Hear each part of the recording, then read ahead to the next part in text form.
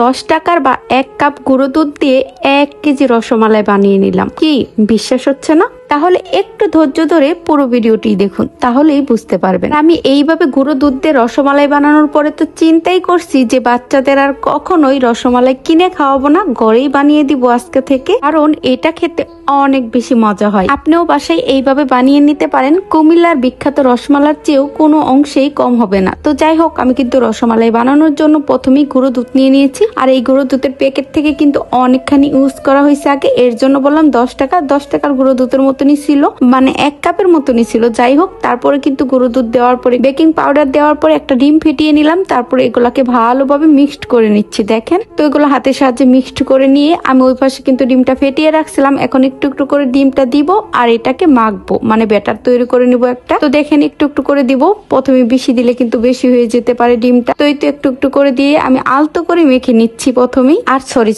একটা কথা বলতে ভুলেই গেছি, কথা বলতে বলতে আমি কিন্তু এখানে গুঁড়ো দুধের সাথে প্রায় 2 চামচের মতো ঘি ইউজ করেছি। আর আপনারা কিন্তু অবশ্যই চেষ্টা করবেন ঘিটা ইউজ করার, তাহলে না রসমালাইটা খেতে অনেক বেশি মজা লাগবে আর স্মেলটাও অনেক ভালো আসবে। দেখেন, আপনাদের সাথে কথা বলতে বলতে কিন্তু আমার মাখাটা প্রায় কমপ্লিট। তো এই তো ডিমটা কিন্তু সবটুকু লাগে নাই। তো যাই হোক, মাখার পরে কিন্তু আমি একটু রেস্টে রেখে দিয়েছিলাম। তারপরে এই তো হাতটাকে ভালোভাবে ওয়াশ করে এসে এখন 2 হাতেই সুন্দর করে ঘি মেখে নিলাম, যাতে করে হাতের সাথে লেগে না থাকে। আর এই তো দেখেন, এখন সুন্দর করে কিউট করে ছোট্ট ছোট্ট করে বলের মতো করে নিব, মানে রসমালাইয়ের একটা পারফেক্ট শেপ দিয়ে নিব। আপনারা যে কোনো সাইজের শেপ দিতে পারেন, লম্বা চ্যাপটা যে রকম, যার যেরকম ইচ্ছা। তো যাই হোক, এই তো সবগুলাই কিন্তু আমি বানিয়ে নিয়েছি, এটাই লাস্ট। তো এই তো দেখেন কত সুন্দর হয়েছে বানানোর। আমার হাতটা কিন্তু চিকচিক করতেছে, কারণ ঘি মাখা ছিল।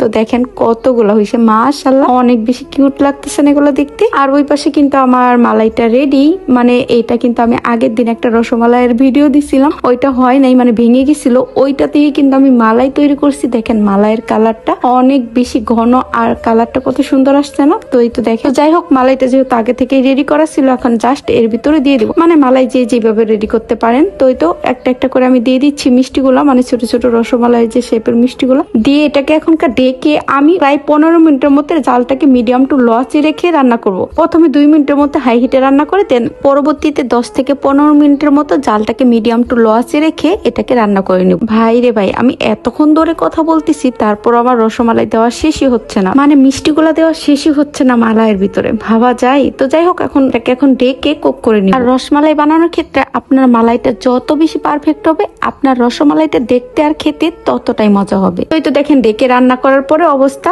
এই তো দেখেন, কালারটা আল্লাহ কত সুন্দর আসছে না? তো যাই হোক, এই তো দেখেন ফুলে কিন্তু একদম টুসু হয়ে গেছে। তো যাই হোক, আমার কথাই কেউ মাইন্ড করেন না। এই তো দেখেন কত সুন্দর হয়েছে না? তো আপনারা কিন্তু অনেস্টলি বলবেন এই কথাটা সুন্দর হয়েছে কিনা। এই তো আমি গরম যেহেতু একটু চাপ দিয়ে দেখাচ্ছিলাম, দেখেন কতটা সফট হয়েছে। এই তো আপনাদের ভেঙে দেখে, এটা কিন্তু এখন হয়ে সারে নাই, মানে একটু গরম, অনেক গরম, একটু না। তো একটু ভেঙে দেখাচ্ছি। আর আমার বাচ্চাদের খাওয়াচ্ছিলাম, এটা কিন্তু আমি খাচ্ছিলাম না। তো যাই হোক, তার একটু জাল দেওয়ার পরে এই তো আমি এটাকে রেখে দিছিলাম, ঠান্ডা করে সারা রাত ফ্রিজে রেখে দিয়েছিলাম। দেন সকালেই তো এখন একটু সার্ভ করে নিচ্ছি, দেখাচ্ছি আপনাদের। দেখেন কালারটা, আপনারাই বলবেন, আমি এখন কিছু বলবো না যে কেমন হয়েছে, পারফেক্ট হয়েছে কিনা। আর এই রসমালাই তো আমার বাচ্চারা অনেক মজা করে খাইছে। তো যাই হোক, ভালো লাগলে একটা শেয়ার দিয়ে দিবেন। সবাই ভালো থাকবেন, আল্লাহ হাফিজ।